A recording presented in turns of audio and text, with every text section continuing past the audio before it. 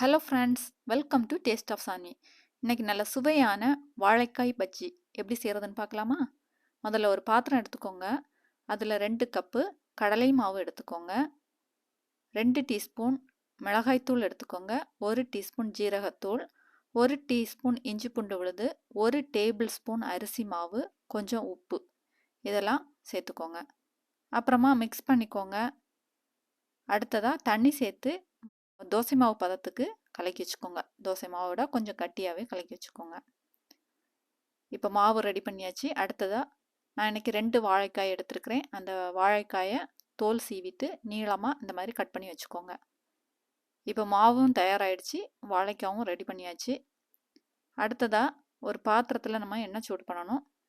இப்போது இந்த வாழைக்காயை இந்த மாவில் முக்கி பாருங்கள். ரொம்ப தண்ணியாக இருந்ததுன்னா கொஞ்சம் கூட மாவு சேர்த்துக்கலாம். இப்போ எண்ணெய் சூடு பண்ண வச்சாச்சு. எண்ணெய் நல்லா காஞ்சிடுச்சு. அதில் வாழைக்காவை மாவில் முக்கிட்டு போட்டுக்கோங்க. நான் இதில் சோடா உப்பு எதுவுமே சேர்க்கலை. சோடா உப்பு சேர்க்காமலே பஜ்ஜி நல்லா வரும். இதே மாதிரியே ட்ரை பண்ணி பாருங்கள்.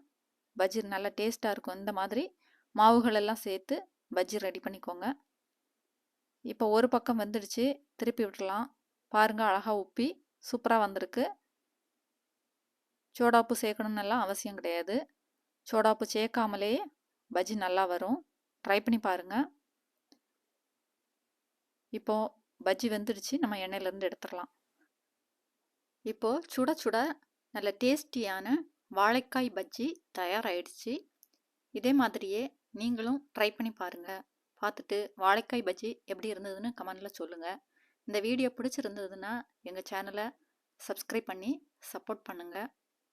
லைக் பண்ணி ஷேர் பண்ணுங்கள், கமெண்ட் பண்ணுங்கள். நன்றி. வாழ்க வளத்துடன்.